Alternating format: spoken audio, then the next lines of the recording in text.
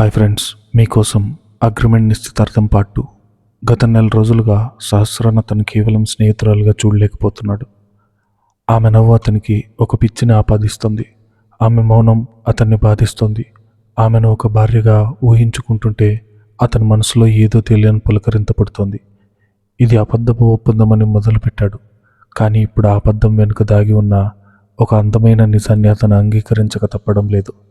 అతను సహస్రాన్ని ప్రేమిస్తున్నాడు. అవును, ఇది అక్షర సత్యం. అతను ప్రాణ స్నేహితురాల్ని తను ప్రాణంగా ప్రేమిస్తున్నాడు. ఎప్పుడు మొదలైందో తెలియదు, కానీ ఈ నాటకం అతనిలోని నిజమైన ప్రేమను బయటకు తీసుకొచ్చింది. రేపు జరగబోయే నిశ్చితార్థం అతని దృష్టిలో ఒక ఒప్పందం కాదు, అది తన ప్రేమకు వేసుకుంటున్న తొలి అడుగు. కానీ ఈ నిజం సహస్రకు తెలిస్తే తను ఒక ఒప్పందం అని నమ్మి వస్తుంది. ఇప్పుడు అతను తన ప్రేమను వ్యక్తపరిస్తే ఆమె ఏమనుకుంటుంది? వాళ్ళ 10 ఏళ్ల స్నేహం ఎక్కడ చెడిపోతుందో అన్న భయం అతన్ని ఆపుతోంది. అందుకే తన ప్రేమను అతని గుండెల్లోనే దాచుకోవాలని నిర్ణయించుకున్నాడు. ఆమె మనసులో కూడా తన పట్ల ప్రేమ చిగురించే వరకు అతను తన వైపు నుండి ఎలాంటి తొందరపాటు నిర్ణయం తీసుకోకూడదని అనుకున్నాడు. ప్రేమ కోసం ఎదురు చుట్టంలో ఉన్న మాధుర్యం మరొక దానిలో ఉండదని అతనికి తెలుసు. తెల్లారింది. ఆ రోజు అందరికీ ఒక పండగ రోజు. కానీ అభిరామ్ సహస్రాలకు మాత్రం తన జీవితంలో మర్చిపోలేని ఒక అద్భుతమైన ఘట్టం. పెళ్లి పందిరి ముస్తాబైంది. బంధువుల కోలాహలం, సన్నాయి మేళాల సందడి, మౌన రాగాల ఒప్పందం ఒక అద్భుతమైన బంధంగా రూపుదిద్దుకుంటోంది. రామచంద్రం గారి ఇంటి ఆవరణం అంతా పచ్చని మామిడి తోరణాలు, బంతిపూల మాలలతో కలకల్లాడుతుంది. సన్నాయి మేళం మృదంగం వినిపిస్తుంది. ఆ సన్నాయి రాగం గాల్లో కలిసిపోయి ప్రతి గుండెను ఆప్యాయంగా పలకరిస్తోంది. బంధువుల కోలాహలం, పట్టుచీరల రెపరెపలు, మల్లెపూల సువాసనలు, అగరబత్తి పరిమళం, అదంతా చూస్తుంటే ఒక పవిత్రమైన యజ్ఞం జరుగుతున్నట్టుగా ఉంది. శాస్త్ర గదిలో అద్దం ముందు కూర్చుని ఉంది. బ్యూటీషియన్ ఆమె జుట్టును అలంకరిస్తుంది. ఆ రోజు ఆమె కట్టుకున్న పసిటి రంగు పట్టుచీర ఆమె మేనిఛాయను మరింత ప్రకాశింపజేస్తోంది. మెడలో ఉన్న చిన్న హారం, చేతుల నిండా గాజులు, అద్దంలో తనను తాను చూసుకుంటున్న సహస్రకు తన రూపమే కొత్తగా అనిపిస్తుంది. 10 ఏళ్ల స్నేహంలో తనెప్పుడు ఇంత సాంప్రదాయంగా ఒక ఇంటికి కోడలుగా ముస్తాబవ్వలేదు. ఆమె తల్లి పద్మావతి గదిలోకి వచ్చింది. కూతురుని అలా చూసి ఆమె కళ్ళల్లో నీళ్లు తిరిగాయి. దగ్గరకు వచ్చి సహస్ర నుదుటి మీద ఒక చిన్న నల్లబొట్టు పెట్టింది. నా తల్లికి ఎవరి దిష్టి తగలకూడదు. ఈరోజు నువ్వు అచ్చం గుడిలో ఉన్న లక్ష్మీదేవిలా ఉన్నావు సహస్ర. నీ జీవితం ఎప్పటికీ ఇలాగే కలకల్లాడుతూ ఉండాలి. అభిరామ్ లాంటి అబ్బాయి నీకు భర్తగా రావడం నువ్వు చేసుకున్న అదృష్టం, మేం చేసుకున్న పుణ్యం అంది పద్మావతి గొంతులో వణుకుతో. ఆ మాటలకు సహస్ర గుండెల్లో ఏదో భారం. అమ్మా, ఇది అదృష్టం కాదు, కేవలం ఒక ఒప్పందం.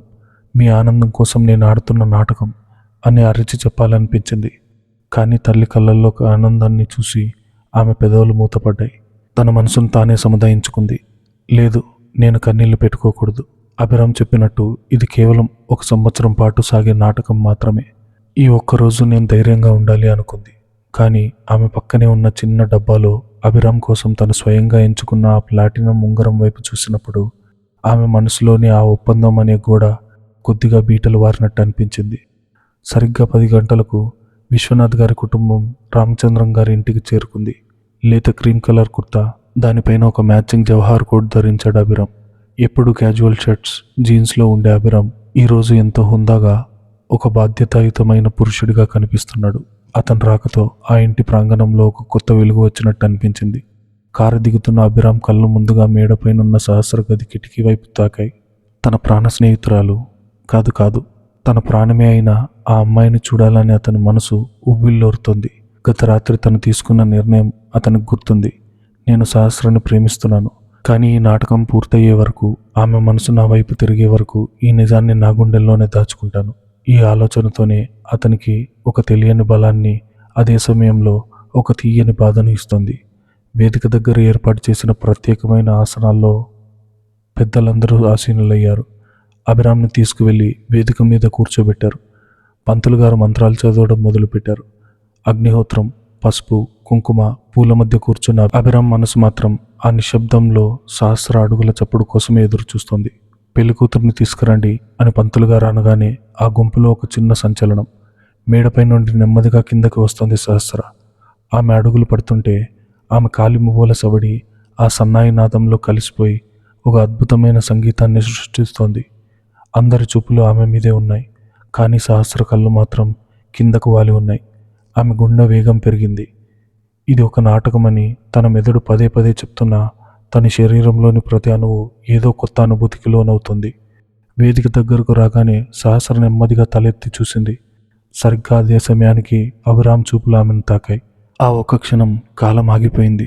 చుట్టూ ఉన్న బంధువుల మాటలు, పంతులు గారి మంత్రాలు, సన్నాయి మేళాలు అన్నీ వాళ్ళిద్దరికీ వినిపించడం మానేశాయి. ప్రపంచంలో వాళ్ళిద్దరు మాత్రమే మిగిలారు. అభిరామ్ కళ్ళల్లో సహస్రను చూసిన ఆశ్చర్యం, ఆరాధన కొట్టొచ్చినట్టు కనిపిస్తున్నాయి. నా కోసం పుట్టిన దేవతవు నువ్వే సహస్ర అని అతని కళ్ళు చెబుతున్నాయి. సహస్ర ఆ చూపులను తట్టుకోలేకపోయింది. 10 ఏళ్ల స్నేహంలో వాళ్ళిద్దరి మధ్య ఎన్నో చూపులు ఇచ్చిపుచ్చుకున్నారు. కానీ ఈ చూపుల్లో ఉన్న ఆ గాఢత, ఆ బరువు ఆమెను కిరిబిక్కిరి చేసింది. ఒక మగాడు తన కోసం పుట్టిన స్త్రీని చూసినప్పుడు మాత్రమే ఆ కళ్ళల్లో అంత స్వచ్ఛమైన వెలుగు వస్తుందని ఆమెకు ఆ క్షణంలో అనిపించింది. నెమ్మదిగా వచ్చి అభిరామ్ పక్కన కూర్చుంది సహస్ర. ఇద్దరి మధ్య కేవలం అంగుళం దూరం మాత్రమే ఉంది.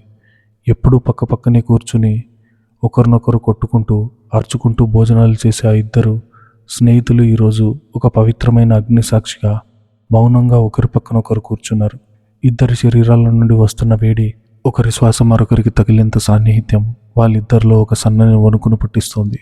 ఏంటి అభిరామ్ అలా చూస్తున్నావు? నేను బాగున్నానా అని సహస్ర చిన్నగా గుసగుసలాడింది. ఆ వాతావరణంలో ఉన్న బిగతను వదిలించడానికి అభిరామ్ ఆమె వైపు చూడకుండానే హోమంలోకి నెయ్యి వేస్తూ, బాగున్నాను అనడం చాలా చిన్న పదం సహస్ర. నువ్వు ఎలా ఉన్నావో చెప్పడానికి నా దగ్గర మాటలు లేవు.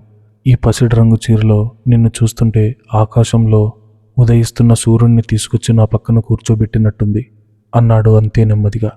ఆ మాటలకు సహస్ర గుండె ఒక్కసారిగా జారిపోయినట్టు అనిపించింది. ఆమె బుగ్గలు తెలియకుండానే ఎర్రబడ్డాయి. ఇది ఒప్పందంలో భాగమా, లేక వాడి మనసులో నిజంగానే నా మీద ఏదైనా ఉందా అని ఆమె బుర్రలో మళ్ళీ ప్రశ్నల సుడిగుండం మొదలైంది. పూజ చివరి దశకు చేరుకుంది. రామచంద్రం గారు, పద్మావతి ఇద్దరు వచ్చి తమ కాబోయే అల్లుడికి పట్టుబట్టలు, ఆభరణాలు ఇచ్చారు. విశ్వనాథ్ గారు, జానకి వచ్చి తమ కోడలికి పసుపు, కుంకుమ, పూలు ఇచ్చారు. 2 కుటుంబాల మధ్య ఉన్న ఆత్మీయత మంటల్లో ఒక వెచ్చని వెలుగు నింపింది. ఇక ఉంగరాలు మార్చుకునే సమయం ఆసన్నమైంది.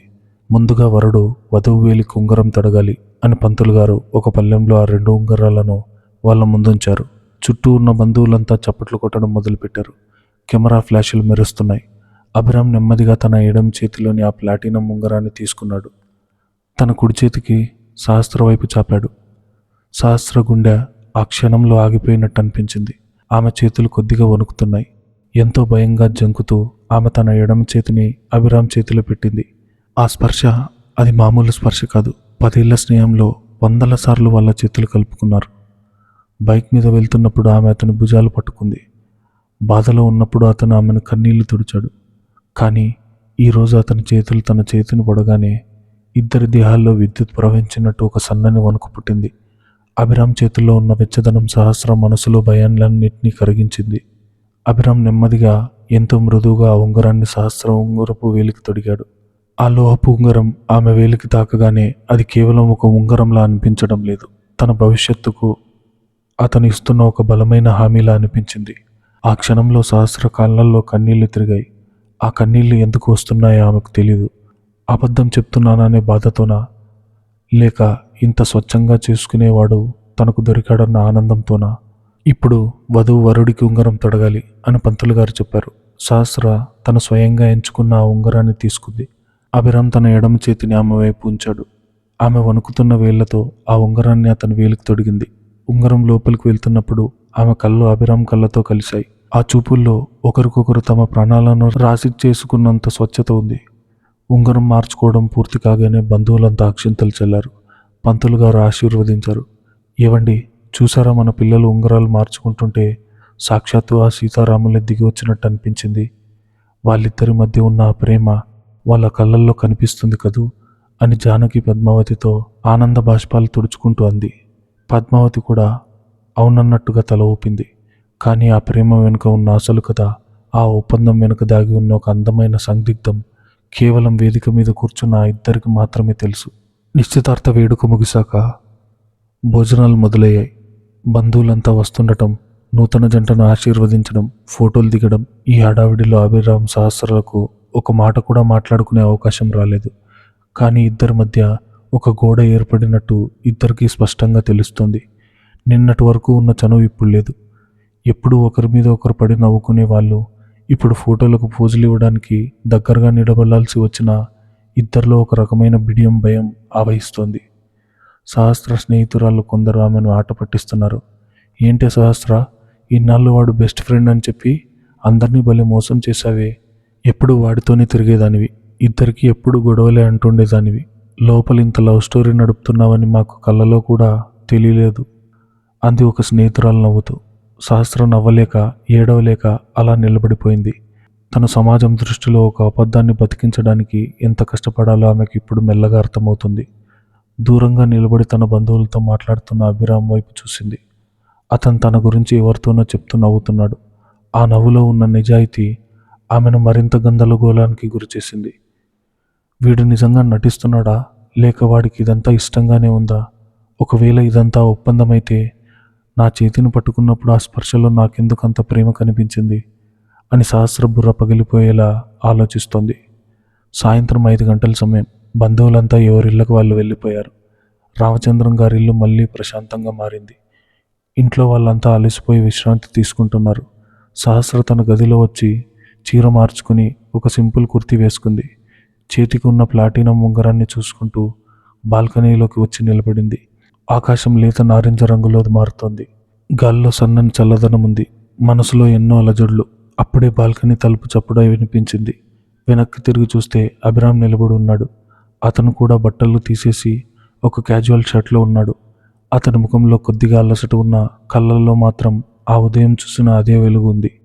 లోపలికి రావచ్చా అడిగాడు నవ్వుతూ, కొద్దిగా మొహమాటంగా. 10 ఏళ్లలో ఆమె గదిలోకి రావడానికి అతను ఎప్పుడూ పర్మిషన్ అడగలేదు. ఈ చిన్న మార్పు వాళ్ళ మధ్య వచ్చిన దూరాన్ని సూచిస్తోంది. సహస్ర చిన్నగా నవ్వి, నీకు పర్మిషన్ కావాలా అభి, రా అంది. అభిరామ్ వచ్చి ఆమె పక్కన బాల్కనీలో గ్రిల్స్ పట్టుకొని నిలబడ్డాడు. ఇద్దరి మధ్య కొద్దిసేపు గాఢమైన నిశ్శబ్దం. ఎప్పుడూ మాటలతో గలగలలాడే వాళ్ళిద్దరూ ఇప్పుడు ఒకరికొకరు ఏం మాట్లాడుకోవాలో తెలియని పరిస్థితి. గాల్లో ఎగురుతున్న ఆకుల చప్పుడు తప్ప మరేమీ వినపడడం లేదు. చివరికి ఆ నిశ్శబ్దాన్ని సహస్రే బద్దలు కొట్టింది. అంతా బాగానే జరిగింది కదా అభి, ఎవరూ ఏమీ అనుమానించలేదు. నాన్న, అంకుల్ కళ్ళల్లో ఆనందం చూస్తుంటే మనం ఆడుతున్న ఈ నాటకానికి సార్థకత దొరికినట్టే అనిపిస్తోంది. అభిరామ్ ఆమె వైపు తిరిగి, అవును సహస్ర, వాళ్ళు సంతోషంగా ఉన్నారు, అది చాలు అన్నాడు చిన్నగా. సహస్ర తన చేతిని పైకెత్తి వేలికున్న ఉంగరాన్ని చూపిస్తూ, అభి, ఒక చిన్న భయం నన్ను రోజంతా వెంటాడుతోంది. ఈ ఉంగరాలు, ఈ పెళ్లి చూపులు, పెద్దల ఆశీర్వాదాలు, ఇవన్నీ చూస్తుంటే మనం ఒక మాయలో బతుకుతున్నామా అనిపిస్తుంది. రేపొద్దున లేచాక కూడా మనం బెస్ట్ ఫ్రెండ్స్ లాగే ఉంటామా, లేక ఈ ఉంగరాలు మన మధ్య ఒక అదృశ్యమైన గూడను కట్టేస్తాయా? నువ్వు నా దగ్గర ఏదైనా దాస్తున్నావా అభి అని నేరుగా అతని కళ్ళల్లోకి చూస్తూ అడిగింది. ఆ ప్రశ్న అభిరామ్ గుండెను కోసేసింది. అతను ఆమె దగ్గరకు దాస్తున్నది ప్రపంచంలోనే అతిపెద్ద నిజం, తన ప్రేమ. కానీ ఇప్పుడు ఆ మాట చెప్తే ఆమె ఈ ఒప్పందం నుండి వెనక్కి తగ్గుతుందేమో, తనను దూరం పెడుతుందేమో అన్న భయం. నేను నీ దగ్గర ఏమీ దాచడం లేదు సహస్ర, మనం ఎప్పటిలాగే బెస్ట్ ఫ్రెండ్స్. కాకపోతే ఈ 1 సంవత్సరం పాటు ప్రపంచం ముందు మనం ఒక జంటలా నటించాలి. ఆ నటనలో కొన్నిసార్లు మనకు తెలియకుండానే మనం ఆ పాత్రలోకి పరకాయ ప్రవేశం చేయొచ్చు.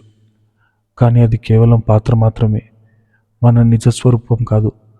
నీ స్వేచ్ఛకు, నీ ఇష్టాలకు ఈ ఒప్పందం ఏనాడూ అడ్డురాదు అని తన బాధను పంటి కింద అదిమిపెట్టి మరీ అబద్ధం చెప్పాడు అభిరామ్. శాస్త్ర కొద్దిగా ఊపిరి పీల్చుకుంది. నువ్వు అలా చెప్తే నాకు ధైర్యంగా ఉంటుంది అవి. ఏదేమైనా ఈ నాటకంలో నా తోడుగా నిలబడినందుకు థ్యాంక్ యూ. స్నేహంలో థ్యాంక్ యూలు ఉండవని నేనే కదా చెప్పాను. సర్లే, నేను బయలుదేరుతాను.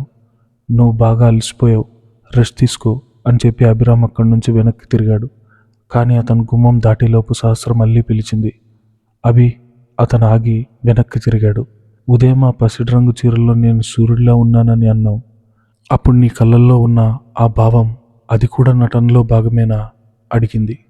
ఆమె గొంతులో ఒక సన్నని ఆశ, భయం కలగలిసి ఉన్నాయి. అభిరామ్ అక్కడే శిలలో నిలబడిపోయాడు. ఆ క్షణంలో అతని గొంతు పెగల్లేదు. ఏం చెప్పాలి? అదంతా నాటకం అంటే ఆమెను అవమానించినట్టు, నిజం చెప్తే ఒప్పందాన్ని మీరినట్టు. అతను ఒక దీర్ఘమైన శ్వాస తీసుకున్నాడు. సహస్ర, ఆ క్షణంలో నా కళ్ళకు నువ్వు ఎలా కనిపించావో అదే చెప్పాను. అందులో నటన లేదు, కేవలం ఒక ఆరాధన మాత్రమే ఉంది. ఒక అద్భుతమైన శిల్పాన్ని చూసినప్పుడు మనకు తెలియకుండానే చేతులెత్తి దండం పెడతాం కదా, నా పరిస్థితి కూడా అంతే అని చెప్పి ఆమె జవాబు కోసం ఎదురు చూడకుండా అక్కడి నుండి వేగంగా నడుచుకుంటూ వెళ్ళిపోయాడు.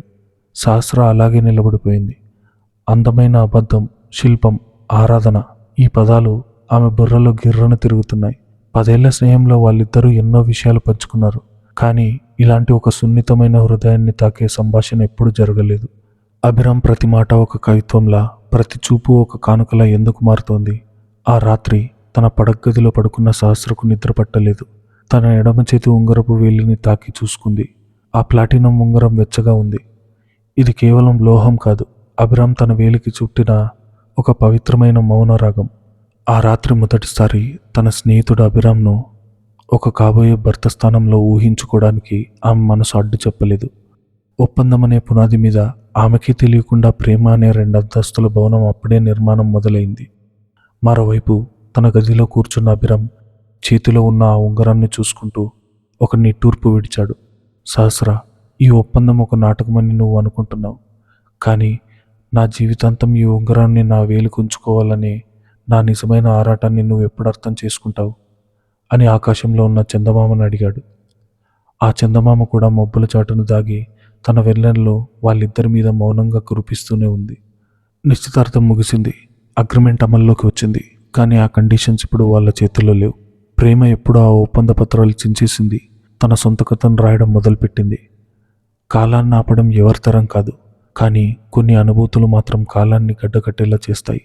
నిన్నటి వరకు కేవలం స్నేహితులుగా ఉన్న అభిరామ్ శాస్త్రాల మధ్య ఇప్పుడు నిశ్చితార్థం అనే ఒక అదృశ్య వంతెన ఏర్పడింది. ఆ వంతెన మీద నడవడానికి ఇద్దరికీ భయంగానే ఉంది. కానీ ఆ ప్రయాణంలో ఉన్న మాధుర్యం వాళ్ళని అడుగు ముందుకు వేసేలా చేస్తోంది. అబద్ధంతో మొదలైన ఆ ఒప్పందం వాళ్ళ జీవితాల్లోకి ఎన్నడూ ఎరగని ఒక కొత్త నిజాన్ని మోసుకొస్తోంది. నిశ్చితార్థం జరిగిన మరుసటి రోజు ఉదయం శాస్త్రగదిలో వస్తున్న సూర్యకిరణాలు ఆమె ముఖాన్ని తాకగానే ఆమెకు మెలకువ వచ్చింది. కళ్ళు తెరవగానే ఆమె చూపులు నేరుగా ఎడమ చేతి ఉంగరపు వేలి మీదకి పడింది. ఆ ప్లాటినం ఉంగరం సూర్యరశ్మికి మెరుస్తోంది. ఆ మెరుపును చూస్తుంటే ఆమె పెదవులపై తెలియకుండానే ఒక అద్భుతమైన చిరునవ్వు విరిసింది. నిన్నటి వేడుక, బంధువుల కోలాహలం, అభిరామ్ కళ్ళల్లో కనిపించిన ఆరాధన అన్నీ ఒక కలలా అనిపిస్తున్నాయి. మంచం మీద నుండి లేచి అద్దం ముందు నిలబడింది. నిన్నటి వరకు ఉన్న సహస్రకు, ఈరోజు అద్దంలో కనిపిస్తున్న సహస్రకు ఏదో తేడా ఉంది. కళ్ళల్లో ఒక కొత్త వెలుగు, మనసులో ఒక తీయని భారం. అప్పుడే ఫోన్ మోగింది.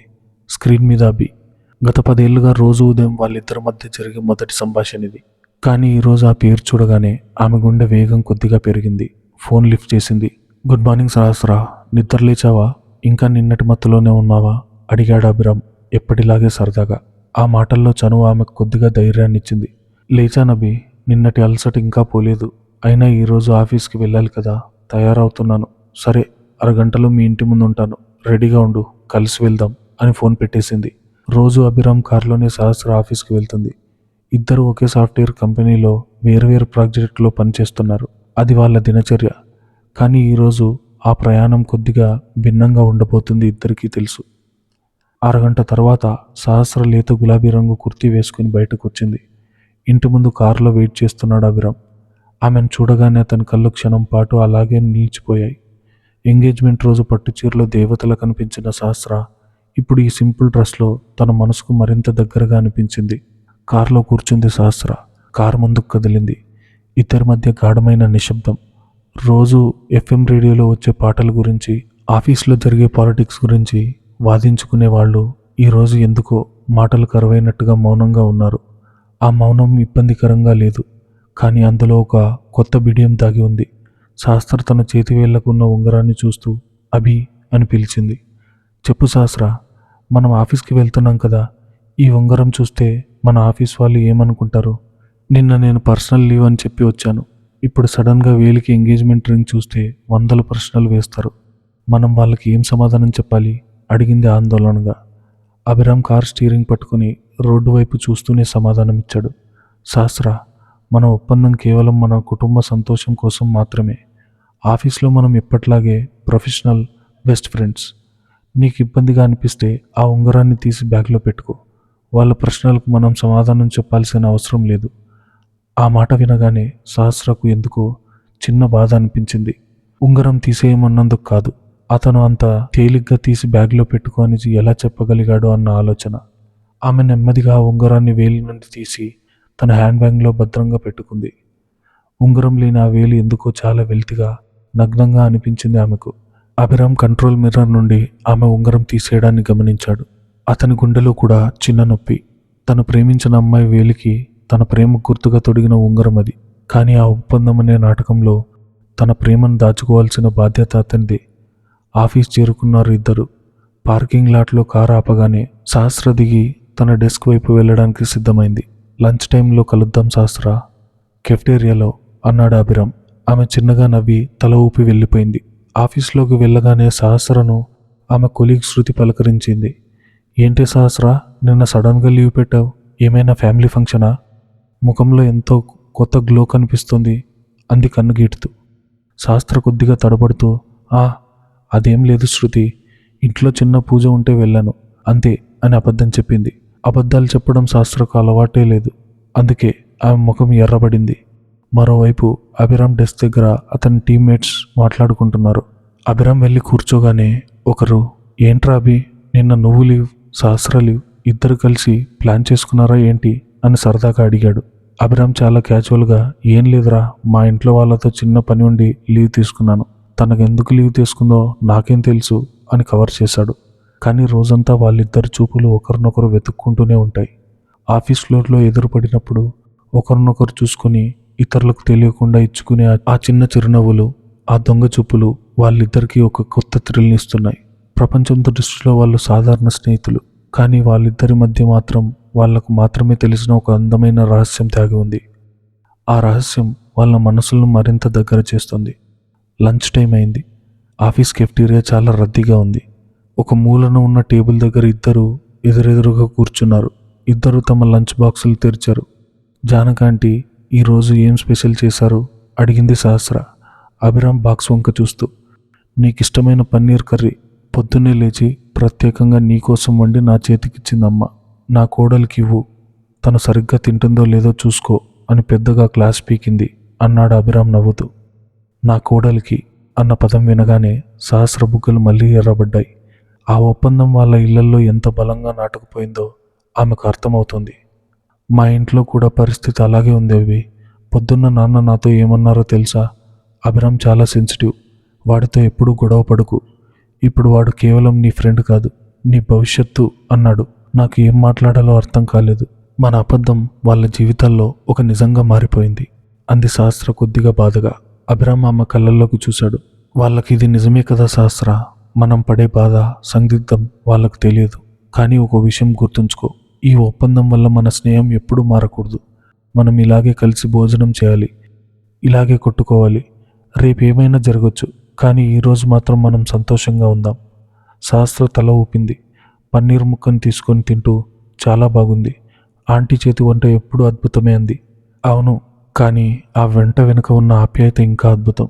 ఒకవేళ భవిష్యత్తులో నిజంగానే నువ్వు మా ఇంటి కోడలిగా వస్తే మా అమ్మ నిన్ను అరచేతిలో పెట్టుకుని చూసుకుంటుంది కదా అన్నాడు అభిరామ్ ఏమాత్రం ఆలోచించకుండా. ఆ మాట అనగానే ఇద్దరి మధ్య మళ్ళీ నిశ్శబ్దం. అభిరామ్ ఎందుకలా అన్నాడు? అది కేవలం ఒక ఊహ, లేక అతని మనసులో ఉన్న కోరిక? సహస్ర మనసులో 100 ప్రశ్నలు. అభిరామ్ కూడా తన అన్న మాటలకు నాలుక ఖర్చుకున్నాడు. తన ప్రేమను దాచుకోవాలనుకున్నాడు. కానీ ఇలా మాటల మధ్యలో తన మనసులోని ఆశ బయటపడుతుంది.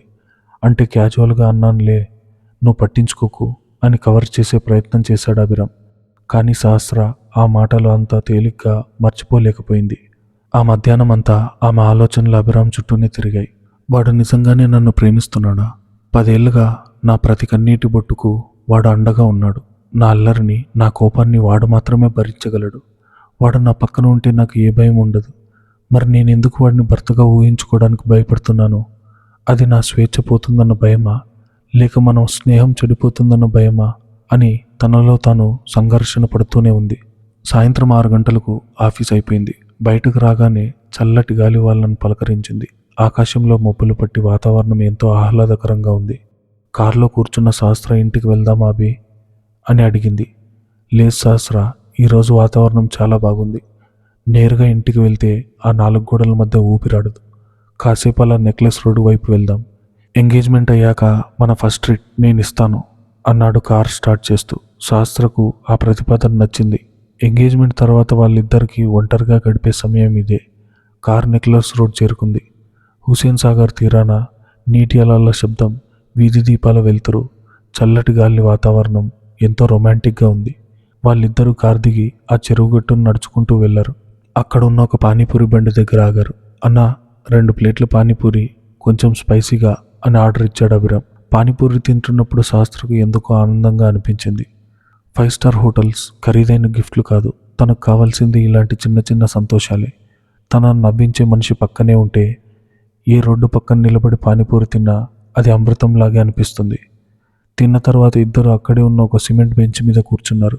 ఎదురుగా విశాలమైన హుసేన్ సాగర్, మధ్యలో బుద్ధుని విగ్రహం, నీటి మీద పడుతున్న లైట్ల వెలుతురు ఒక అద్భుతమైన పెయింటింగ్లా ఉంది. సహస్ర అన్నాడు అభిరామ్ దూరంగా చూస్తూనే. నీకు భవిష్యత్తు మీద ఎలాంటి కలలున్నాయి?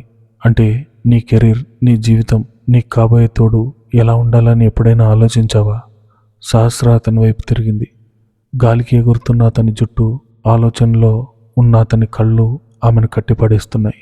కలలు అందరిలాగే నాకు ఉన్నాయి అభి. నా కెరీర్లో నేను ఉన్నత స్థానానికి ఎదగాలి. కానీ నా వ్యక్తిగత జీవితం విషయానికి వస్తే నన్ను ఒక బొమ్మలాగా కేవలం ఇంటికి పరిమితం చేసే తోడు నాకు వద్దు.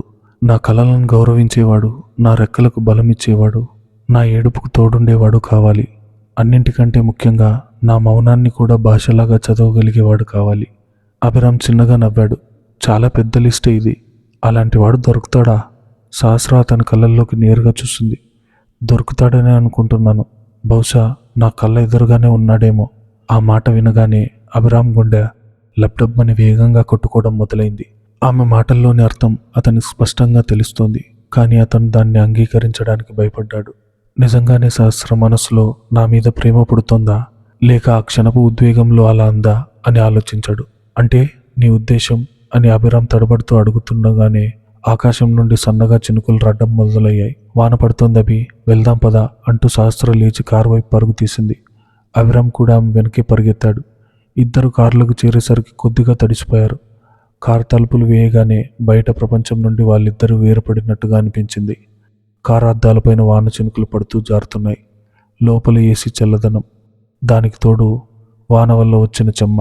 సహస్ర తన జుట్టును తుడుచుకుంటూ ఉండగా ఆమె దృష్టి మళ్ళీ తన ఎడమ చేతి ఉంగరం వేలి మీద పడింది. ఉదయం తన బ్యాగ్లో తీసిపెట్టిన ఉంగరం గుర్తొచ్చింది. అకస్మాత్తుగా ఆమెకి ఏదో కోల్పోయిన భావన.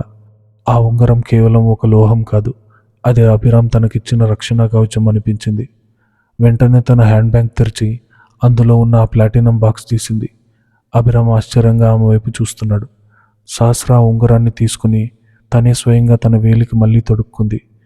ఏంటి సహస్ర, ఆఫీస్ అయిపోయింది కదా, మళ్ళీ ఎందుకు వేసుకున్నావు అడిగాడు అభిరామ్ కొద్దిగా ఆశ్చర్యంగా, అంతకంటే ఎక్కువ ఆనందంగా. సహస్ర నెమ్మదిగా తలెత్తి అతని కళ్ళల్లోకి చూసింది. ఆ చూపుల్లో ఎలాంటి భయము, సందిగ్ధము లేవు. కేవలం ఒక స్వచ్ఛమైన అంగీకారం మాత్రమే ఉంది. ఎందుకో తెలియదవి, ఈ ఉంగరం నా వేలికి లేకపోతే నాలో ఏదో లోపించినట్టు అనిపిస్తుంది. ఉదయం ఆఫీస్ కోసం తీసినప్పుడు నా మనసు ఎందుకు చాలా బరువుగా అనిపించింది.